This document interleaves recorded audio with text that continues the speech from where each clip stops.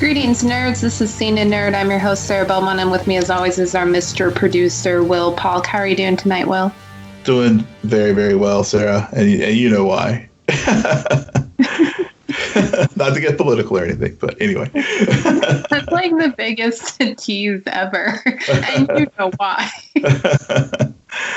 No, yeah. It's been a good November so far. It's been a good November, but how are you doing? I know have you been able to so Sarah sent me pictures of their first snow. I guess it's your first snowfall. No. Around the snowfall. No, Will. No. Of this year, of this season, right? No, we got snow earlier in October. It's just that when you get 14 to 16 inches in one night, I think it's our first major snowfall. Town is shut down. Don't do anything because you're going to get stuck. And also people are already bad drivers and snow just makes it worse. So I can feel my shoulders now in a non-sore way. Oh, that's good. Yeah. I felt so bad for you when you sent me the pictures of your driveway. It was like, holy crap. I'm glad I live in North Carolina. I feel like I've been on my driveway for at least 12 hours. I finally seem somewhat normal, but this is just the first one. There's probably going to be a few more other days like this to come. Tis Alaska, so you never know. You never know. Yeah, well, like I said, it was like 70 degrees here today, so it's I have no complaints. So mean. So freaking mean. Well, like I told you, I'll enjoy your November. You earned it, Will, because I know all about your October. So you can take all of your wins now because I just. I'm definitely taking the W's. Definitely. There's no good transition. We need to figure out a way to talk about people who have died in a way that doesn't put me in a segue issue. Well, we don't have to start with this one. I know, but it's right there in front of me, and I want to get it out of the way. Okay. Everyone did receive notice that Alex Trebek did pass away from colon cancer or prostate cancer? Pancreatic. You're like, neither. This one. I'm like, okay. All right. Let's start over. No, I like that bit. He passed away, and geez, that's insane to me. Alex Trebek, Jeopardy. No Alex Trebek, Jeopardy. I can't picture that. Oh, I can't either. And given that. Just last week we were joking about when Sean Connery passed away and how they will have the little bits on Saturday Night Live with Sean Connery playing, on the Saturday Night Live and Alex Trebek and of course, but Alex, you're right. I mean, Jeopardy, Alex Trebek, synonymous with one another.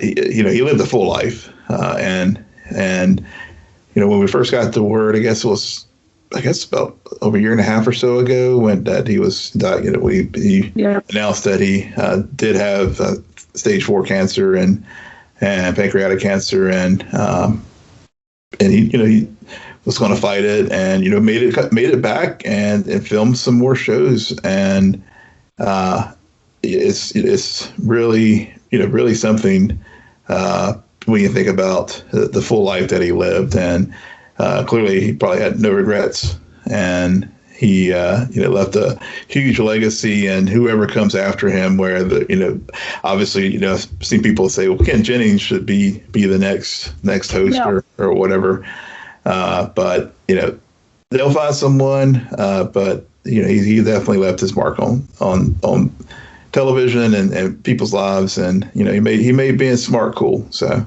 really, Will, you're not gonna name the obvious choice to replace him? I mean, there was a campaign. The guy made buttons. Okay, Will obviously forgot about this. I forgot about this one. Yeah. Josh McCouga. Oh yes, that's right. I had completely forgotten about that. Oh yeah. Yeah, that's right. Because he has a show now, what, Food Network or something? Yeah, History Channel. History Channel. That's right. Everyone thinks it's Food Network, but it's History Channel because they eat old food, which is gross.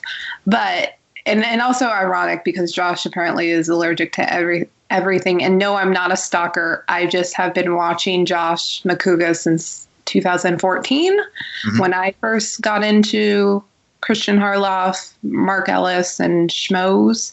But Josh McCouga has been campaigning for a while. And you can see his lovely skills. Just enter Josh Birdie. Oh, yeah. And he's actually done his own version of this, especially with the Kind of Funny crew, which is a great laugh because they suck at trivia. And anyways, but yeah. Yeah, I saw another name. But you're right. He lived a full life, and that is it for that. Other weird, I don't know if this is sad or just like disturbing. And this feels like a headline that I've read about for at least the last year and a half. I mean, it's crazy. Johnny Depp has been fired from Fantastic Beasts franchise after losing in the Amber Heard libel case. Yeah. I mean, that was a very disturbing allegations back and forth between both Johnny Depp, Amber Heard, as far as domestic violence, and it's just crazy things that they were alleging each person of doing to the other. And I guess just recently the judge did find that that Amber had not, and I guess the Sun newspaper in particular, I think, was the one who had published a lot of these allegations, had not libeled Mr. Depp. And shortly after that, Warner Brothers was asked for his resignation, and he did resign. But of course, he gets to walk away with $10 million from this as well. So because the way he had written his contract. So I mean, kudos to him having good lawyers who had a pay or play contract. And I guess he had already filmed one scene, and he was able to walk away with the money. But I saw where they also had delayed the release of the film, and I think they have now at least tentatively scheduled the film to come out in July of 2022, which of course with COVID, who knows if that's going to even stick. But who cares about Fantastic Beasts right now? Like, this is a crazy part of this whole discussion that has been coming up, especially with Johnny Depp and Amber Heard, is honestly, I've only seen the first one. I saw it one time, never returned to it. And then everything going on with J.K. Rowling and Ezra Miller's in it, and it's just like, put the thing to bed. Because I think the first film did make $1 billion, and I think the second one definitely had a drop off. But you're right. I mean, this is a franchise that at this juncture, just so much controversy surrounding the creative and artistic folks behind it that you're right. It's getting, the franchise itself is getting lost with all the real life drama that people who either wrote the story or are involved with the film have in their surrounding their lives at this point, to the point that I didn't see the second film either, and I've only watched the first one time, and really have no desire to see the third one either. So what is the bigger conversation, or what should be, is WB performing this action against Johnny Depp, and yet Amber Heard, who's also in a WB picture, Aquaman. Will she, won't she? What are they doing there? And I was listening to SCN, and they were also talking about how this is just, it's weird that this keeps happening with WB.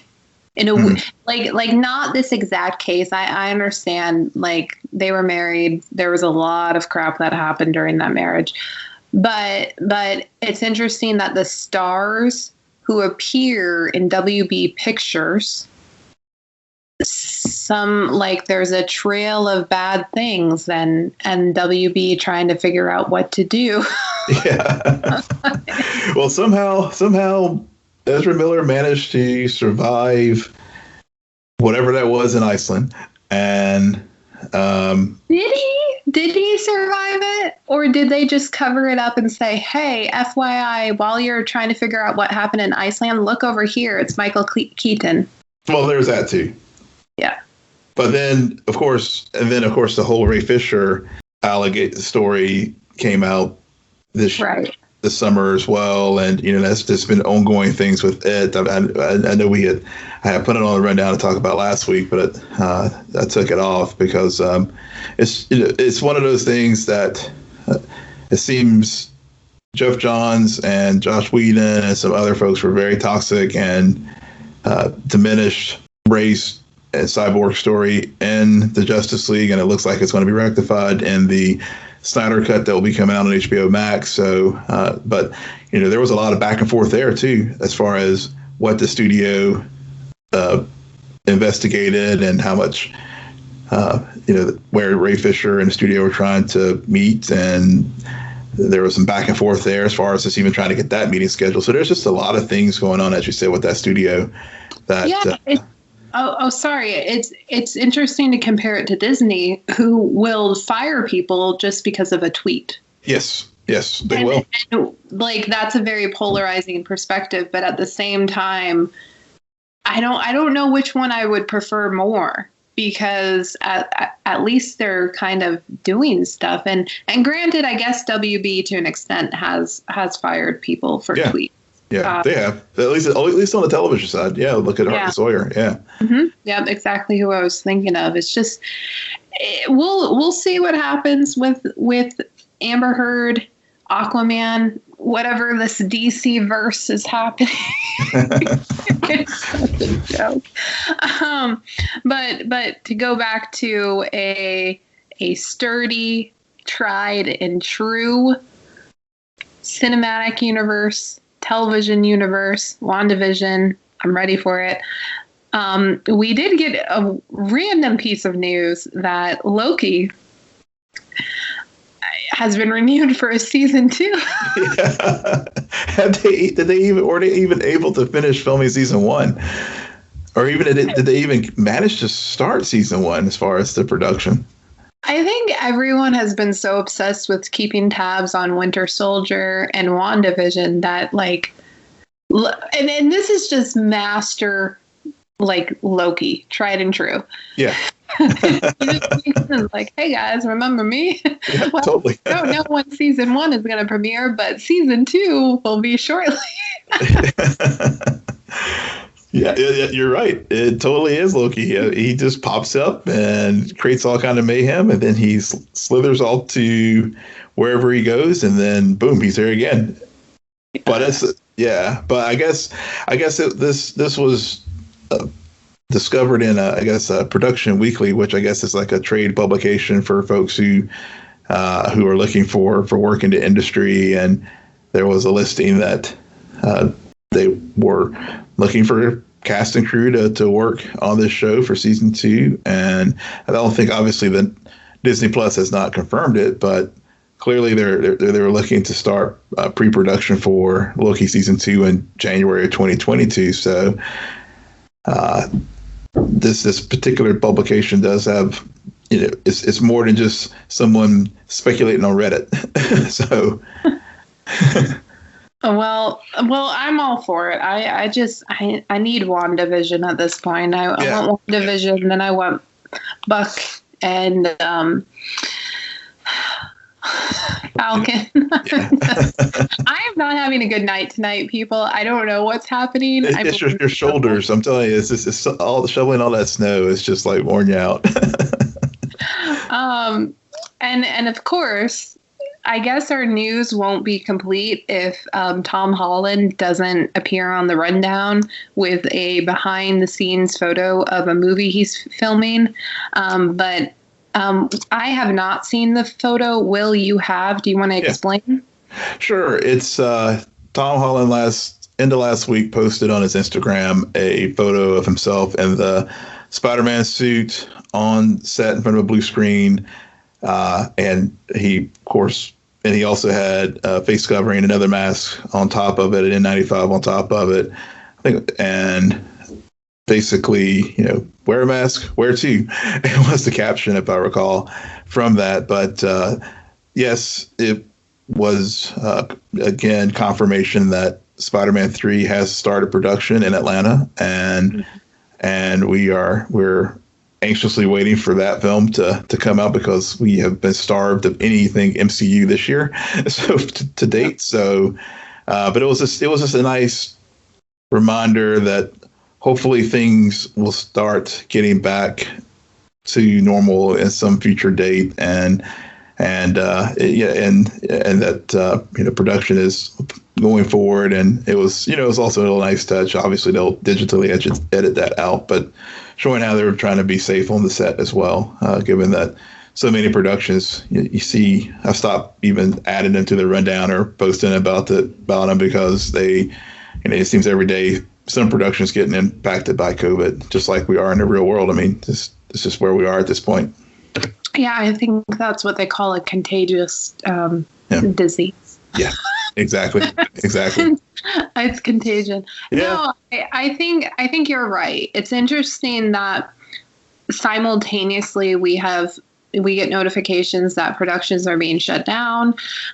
Films are being delayed. It's the biggest thing that continues to just like, oh, this is now pushed back. This is now pushed back. But every now and then you'll see a production boom or start. That is great, except for when you're reminded about how many finished products have been delayed. Yeah. I was even reading today, like, where the Motion Picture Association, teamed up with the stage and theater production, trying to, get funds from Congress to help bail them out, from going under because of obviously the lack of revenue that they generally, would make this year is dried up. And so, yeah, you're right. I mean, it's one of those things that, yes, it's exciting to see things proceeding, but you're right. There's such a backlog of so many projects that have been delayed this year, and will probably be delayed even more probably beginning of next year until we really turn the corner with this thing, which hopefully with the news of the Pfizer vaccine, maybe we're getting there. So we'll get there eventually. Yeah. It's just going to be a clusterfuck. Yeah. I see like, oh, this is finally coming out, and the next week, oh, this is coming out. Yeah. Oh my God. It's just going to be chaotic. Speaking about chaotic things, Stargirl adds comedian Jim Gaffigan as the voice of the CGI character Thunderbolt, a wish-granting pink imp that was trapped in the pink pen we saw in the first season.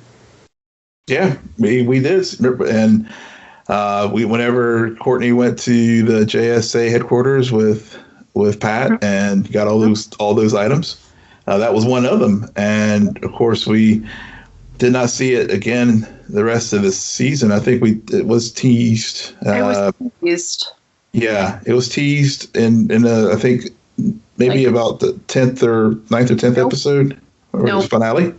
No, it was really weird because I think it was right when she started. She got all of the shots, and then it was midway. It was teased very early on, and then they didn't revisit it. But that's right. I'm not surprised that we're going to be seeing it come back because the writers on that show know how to plant Easter eggs and give it time to be forgotten about. Yeah.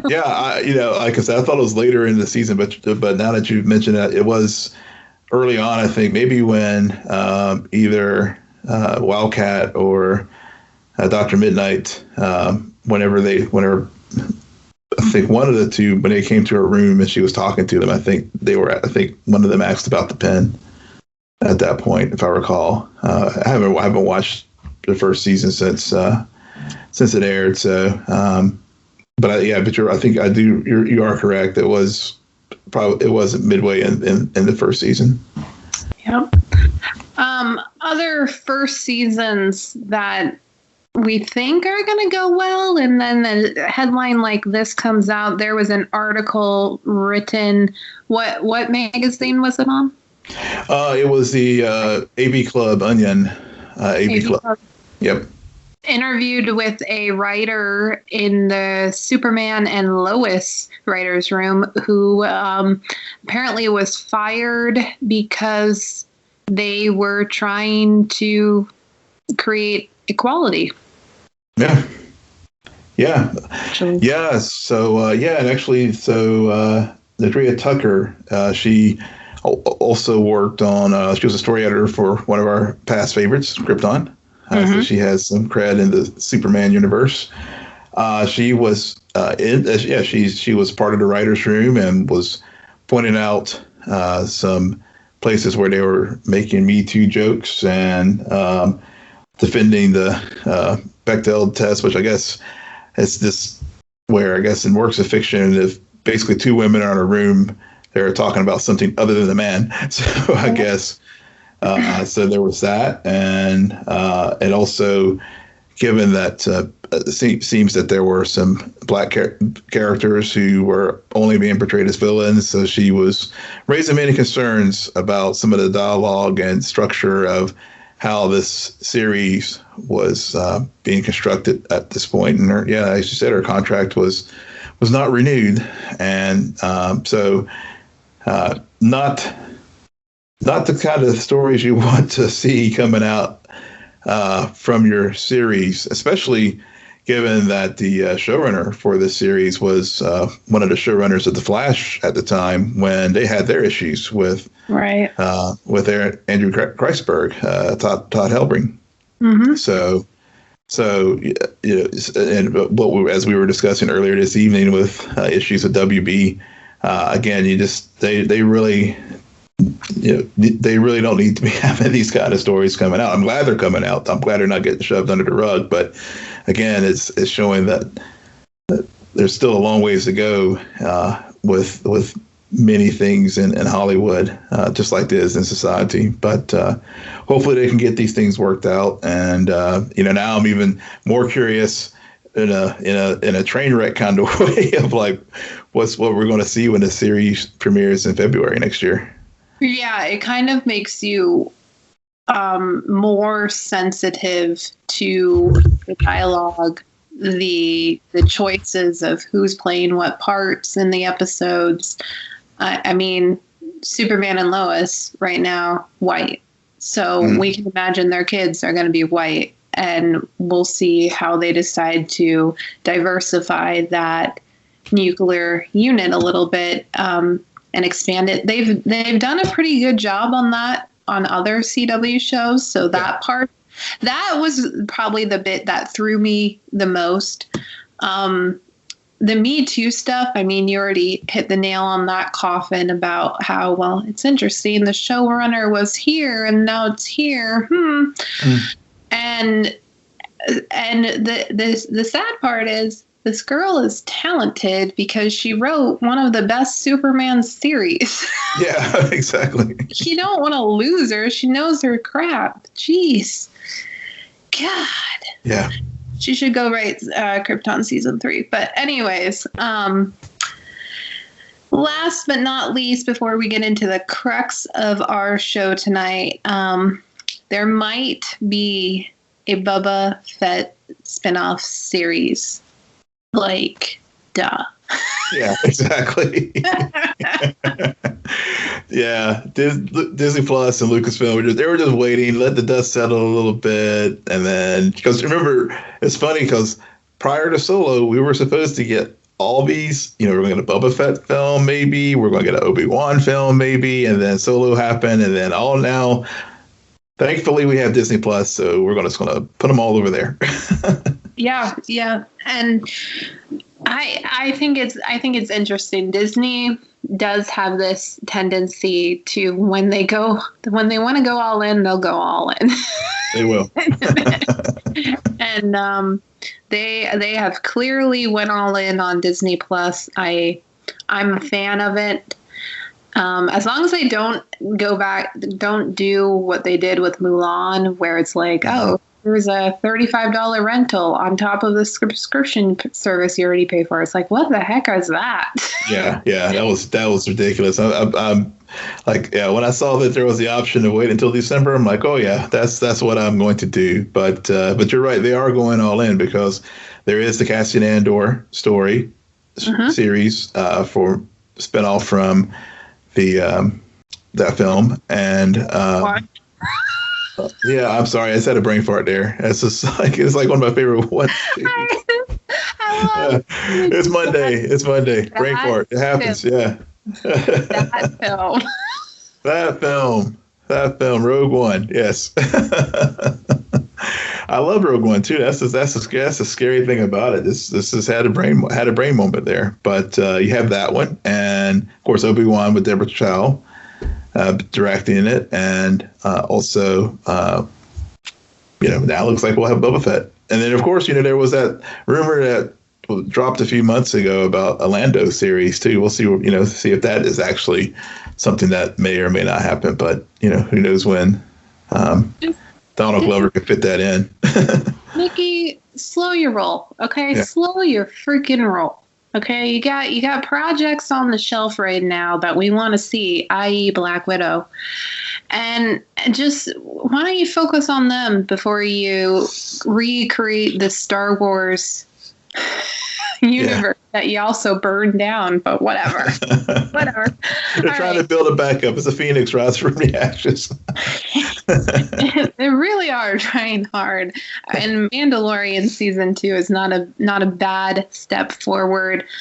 We are going to do a spoiler talk about the second episode, The Passenger. I like this episode. I'm not in love with this episode. I like it.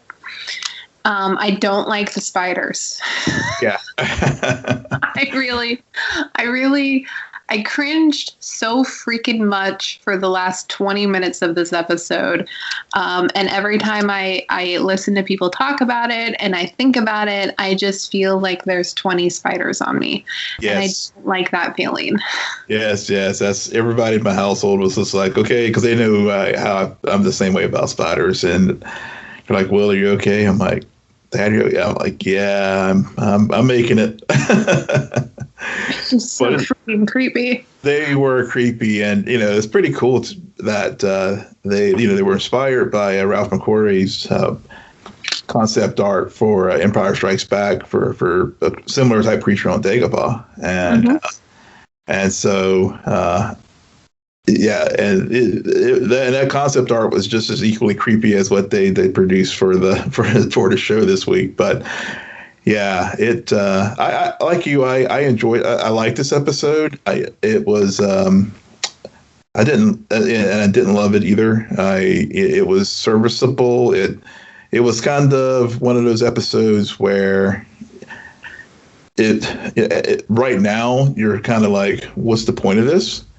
But at the same time, it is carrying the story forward, and that's the thing about this show is that even though they have this as we talked about last week, they have this overarching theme of him finding the Mandalorians and delivering the child back to his kind.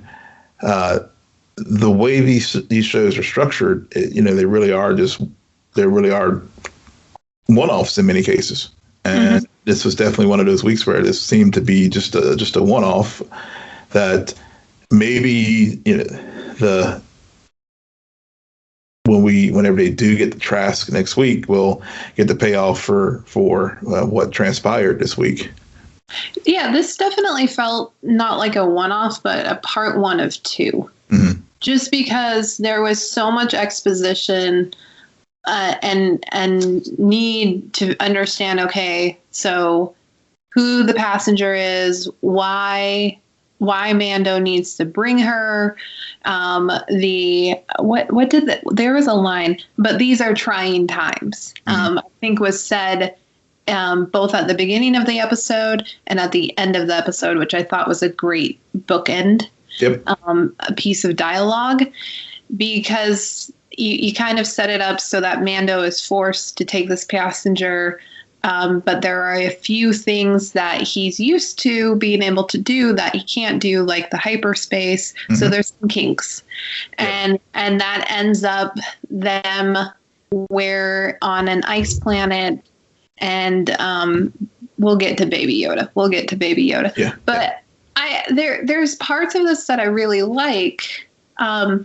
It just didn't feel full. There was something about it where I was like, I want more in a good way, mm-hmm. but it didn't feel complete. It felt like part 1 of part 2, and I'm very interested with part 2 because I like what I did like about this more so than last week's is it touched on, by introducing the passenger, she basically has her eggs that are the last of her kind, that she needs to get to a place so they can be fertilized and so that her species will live on, which I thought was such a good way to add that other layer of the whole thing we were talking about, where Mando is trying to reconnect with the Mandalorian culture, mm-hmm. and while also trying to find the child species, mm-hmm.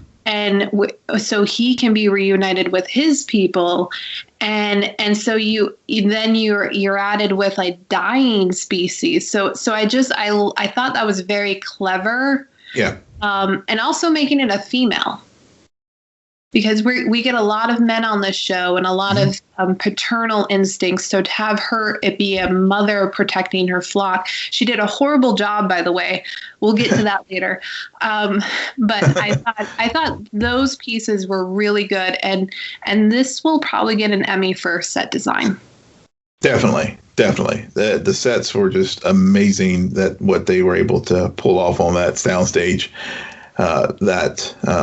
from the ice planet, also this revisiting Tatooine and going back to the bar Mos Eisley and seeing some of the what I've really been liking about this show is bringing in the lore and bringing in like the things like the Sabbath game that Amy Sedaris' character was playing, which was I think that was the game that Han won the Falcon from Lando, and then also Dr. Mandible, which was also a nice little touch to the first. We saw that the first season. Also, just a nice little tip of the hat to another universe at the MCU with Peyton Reed as director this week with Ant-Man, and so that was also a nice little touch. But the biggie, of course, this week was the May the Force be with you, when Mando encountered the New Republic X-wings whenever he was going through the system, and we see that Mando has a lot of great skills, but being a liar is not one of them. So, because sorry, I was just gonna add on there, because May the Force be with you, I didn't stand out to me as much. And I think because I've heard it so much. It felt thick. Felt planted.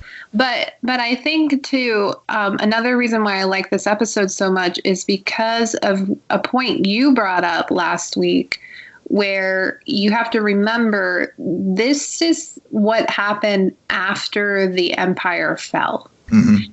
And And so the fact that they kept saying these are trying times, it's actually, to me, it stood out more because it shouldn't be trying times. Right. There was victory. Like, the good guys won. May the force be with you. So why is it so hard? And that's another thing that they did a good job of, is where Mando is caught by quote unquote the good guys. Mm-hmm. Yeah, he was. And there's like this new, and they're trying to root out any Empire sympathists, which is a interesting juxtaposition. It's just like, wait a second, you're doing exactly what they were doing, but since you're the victors, you have the power. So I mean, those little touches, I really liked. Yeah, and I think that's why the line "May the Force be with you" stood out to me, because, to your point, these two pilots were trying to root out Imperial sympathizers, and it is a trying time, and these systems on the Outer Rim, who used to be under the Empire's control, and thinking back to New Hope, when Princess Leia told Moff Tarkin, the tighter your grip you put on the Empire's grips on these systems, the more of them are going to slip out of their fingers,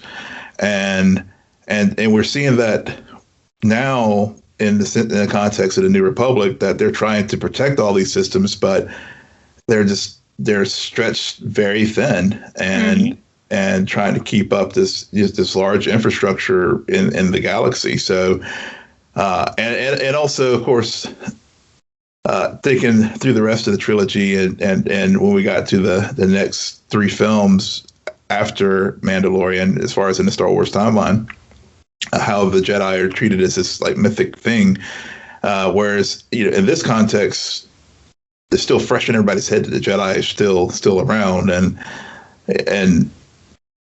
so, him saying that, it was just a good like little tip of the hat to like where we are in the universe, and the New Republic trying to govern after the Empire has fallen. Yeah, and I think this helps kind of remind us that, our favorite franchises are suddenly TV shows, but the quality is still there. I mean, we literally got a spaceship fight. Yeah. Race. Yes, we did. Which I would have never thought 5 years ago that would have been on a TV show. Mm-hmm. And it was good freaking quality. It was. Very good quality. So I was like Baby Yoda, just like, I'm here for the ride. Give me the sidecar. I'm all for it. But speaking about Baby Yoda. Yeah. Okay. So, Will, I'm going to let you start, because you came on tonight very fiery and very passionate about Baby Yoda and his actions in this episode. Oh, yeah. Baby Yoda. Baby. What did I say in the pre-show? Baby murder. Baby. Yeah. Yeah. Well, I mean, maybe, accusations.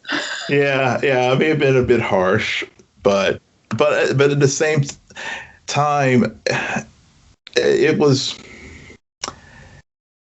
I think you get so caught up in it's easy to get caught up in the cuteness of Baby Yoda. And even though Baby Yoda is 50 years old, for at least in Yoda species, that he's still a baby, and he's still learning, and he basically just goes by instinct. Mm-hmm. And because, for example, in the first season, whenever Mando was when he perceived Mando being threatened by Cara Dune, he like put her in a force chokehold. And this season, in this episode in particular, he's just he's just thinking with his gut and thinking with his stomach, and he sees these very appetizing eggs in the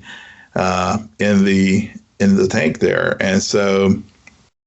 But it's interesting how, and I totally understand why all of the Baby Yoda's evil and everything. I get it, but Baby Yoda, has had an appetite since day one. Yeah. Yeah. Oh, he loves frogs. I'm surprised. which makes me think that they had this idea in their mind for a very long time to eventually have him be a baby murderer. and because I swear he's eating in every episode, which just makes me think Mando. You gotta give, like, what are you feeding the kid? Because the kid is clearly hungry 24/7. Yeah. Feed the kid. And I think that's part of the thing too. It's just like, because Mando, he's learning, because whenever he was like, stop, it was, he's trying to discipline Baby Yoda whenever early in the episode, it was like that new parent trying to figure out, like, what do I do here? And it's just there was no punishment, which is just bad parenting. So yeah. There was no timeout. He should have. Yeah. He tried to put Baby. He did put him in the little husk there, the little sack there in the Razor Crest, to keep him from eating. So he did try, to Mando's credit. Yeah. But there was no correction, because as we saw later in the episode, he just let Baby Yoda go wander off, and again, Baby Yoda's appetites almost got them all killed. Well, you know how you prevent that. You make the kid watch Aliens. Because if that kid had seen the movie Aliens, there is no way in hell he would have done that.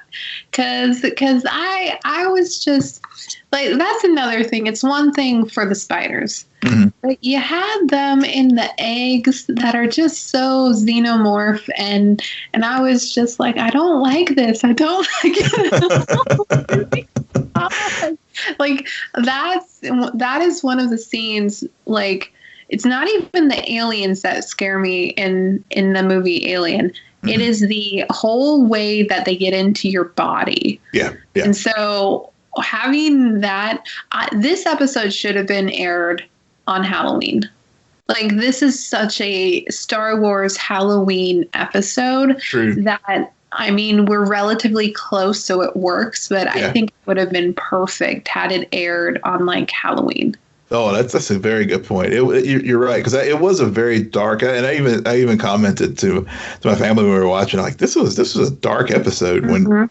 When you really, when I was watching it, because for the various things that you just talked about, and also just again the fact that Baby Yoda was eating the eggs, and granted, they weren't fertilized yet, so they were just at this point just unfertilized eggs that they were transporting to prolong this family line, but I was just thinking bigger point, like, you're not going into hyperspace so you don't damage these things, and yet this kid is just like eating them left and right, like they're just like they're little snacks, and so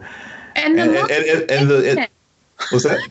And the mom saved him at one point. Yes, and I guess for me that it tonally, I guess, was where it got me, in that it was kind of played as a gag with him eating the eggs, and it just seemed like, just from a tonal standpoint, it just kind of rubbed me the wrong way. Yeah, I would argue that they had to do it as a gag because all of the rest of the elements were so dark. There was really no other way to get comic relief. Yeah. And so they kind of, in a way, they've been always running this gag of Yoda eats anything. Right. Yeah. And this time Yoda this time it really did almost get you guys killed, but and I guess you're right. I mean, that's part of it, and they did need to. It was almost dark humor, I guess, in that regard, but to get because of the cuteness factor of Baby Yoda and stuff. But again, I just the tone just didn't sit well with me, and then And then, of course, whenever he did go into the spider's den and had there, then it was just like, yep, see, Mando, you got to teach this kid. Yeah, I think that was where the decision that they went a bit too dark with it, is that it should have been something else to, like when they were putting the eggs back into the container, maybe one of them slipped out and accidentally hit one of the eggs and started this whole thing, as opposed to Yoda or the child just walking around and apparently the eggs were not for him. Yeah. So yeah. I mean, yeah, I see your point, but I didn't mind it as much, and it's interesting because now, like, just when you think that ship is on its last beat, it really is on its last beat. Yeah. Now, I did not understand, because how the what do we want to call them? The people who end up saving the day. As far as the New Republics. Yeah, the New Republic scouts come back and they end up saving everyone in a very, very much like, okay, so at what point does something happen? What's going on? Because I didn't understand how they were like, oh, we thought you were bad, but now we think you're good. But we're also not going to help you that much, so have fun. Yeah. Well, I guess they really, basically, we saved you. You have an arrest warrant out for you in this other system for abduction I wasn't clear if it was the child or maybe someone else, but we'll say, we saved you. And we did you a solid by letting you go and not arresting you for this outstanding warrant. That's all we're gonna do for you. And you get off this ice planet. Good for you, but we've done what we're gonna do. Interesting. It was just too much dialogue for me. Yeah, it was a lot of dialogue, but it was one of those things where. Maybe it was just showing how the limitations of the New Republic, or maybe that with these particular pilots, like, okay, we did our job here. We saved you from these spider creatures. We basically cut you a deal. And make sure you have the appropriate transponder or whatever in your ship next time, because we know who you are, and if you come through these parts again, we're not going to catch you any slack. We're going to vaporize you. So yeah, we're going to feed you to the spiders next time. Yes. The spiders. I just felt like it was kind of, they really wanted to have that last shot of the most banged up spaceship ever. Totally. That's just floating through space, and you're like, really? There's a child and unfertilized eggs on that thing. Yep, and a frog a frog mom who, is very resourceful. I mean, I thought that was another little nice touch, that because they had the killer droid that she utilized to communicate with Mando. And he was all freaked out, like, "Oh crap! This thing's gonna get us." And she definitely showed her technical savvy and skills, and and her survival instinct, because to be able to communicate with Mando. Mm-hmm.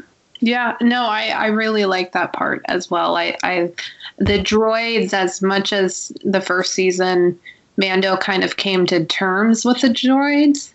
I like how they're sprinkling that in this season, and it was good. It was a good callback and everything, and very resourceful. All right, so that is it for us on the Mandalorian.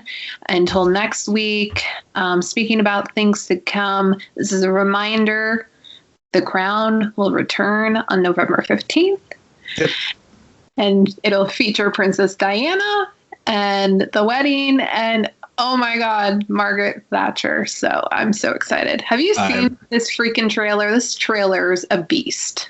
It is. I love that trailer. It's just like, you bring it on, got the popcorn ready. I'm so looking forward to season 4.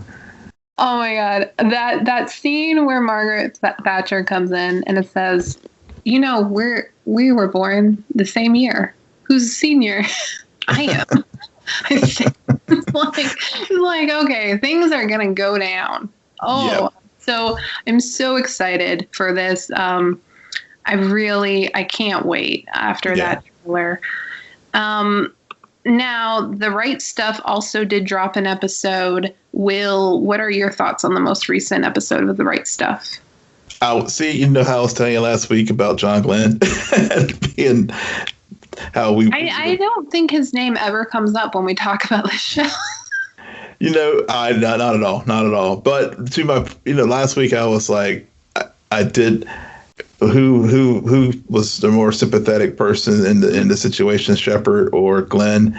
And then the scene this week, spoiler alert, where he's like sitting in the bathtub, like cranking out these letters and stuff, trying to, again, say why he should be the first. And then she's like, dude, really? So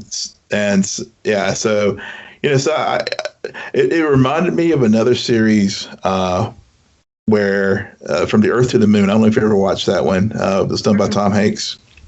So it was an HBO series, miniseries, chronicling the space program from Mercury to Apollo with the moon landing, and they were profiling the new 9 Gemini astronauts to program in between Mercury and Apollo, and Tony Goldwyn, who played Neil Armstrong, they were sitting around talking about the Mercury astronauts and who was sticking around and who was going. And they were talking about John Glenn's political aspirations. And one of the things was, you think he'd be satisfied with being president? I always thought he'd run for king. And I thought about that line when I was watching this episode this week, just showing how a political creature he was, and to the point where Annie was really irritated with him and tried to get him to come to his senses, but of course he didn't. And of course it blew up in his face when he sat down with the leadership there at NASA. Yeah, I didn't care for this episode. There was nothing that really stood out to me as like, oh, that's interesting. Yeah. I did like that line. It appears that you're the one who's unfit now, because that's really what was happening, is that he didn't get what he wanted. He's throwing a tantrum. And they also started to set up this idea that of what we already kind of know is gonna likely happen.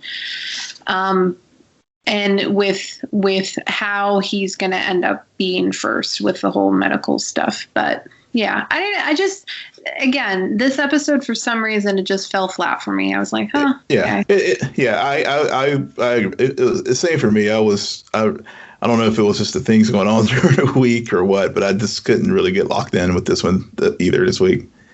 Yeah, there was a much larger event this week that just went on and on. Yeah. Yeah.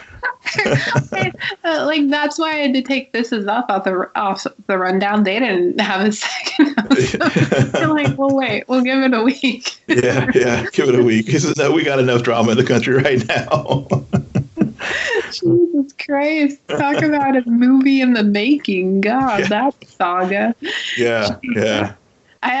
There was a great picture that went around Facebook of this kid, clearly T-ball, running to home plate and just going so slow. And it was like, that's Arizona counting their votes now. Or I think it was Nevada. It was Nevada. Yeah, it was Nevada. My God. Yeah, but Arizona was right, not too far behind. Yeah. There was like 5 states where you're like, seriously? Yeah. What's happening here? Yeah. Oh, man. All right. On that note, I think that's it for us tonight. Will, why don't you tell our listeners where they can find you? Yes, you can find me, and I promise I won't brain fart on my name. It's Will M. Polk at WILLMPOLK.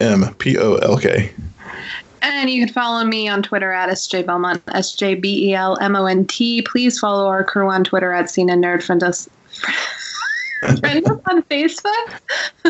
Really? I probably say that every week and I'm telling you, it's just been this. Hey, we're all to be forgiven. It's been a long week for everyone. Forgive us and follow us on Instagram, but most importantly, rate, subscribe, and comment on Apple Podcasts, Spotify, YouTube, Stitcher, or wherever you get your podcasts. Good night, Geek Out. You're welcome.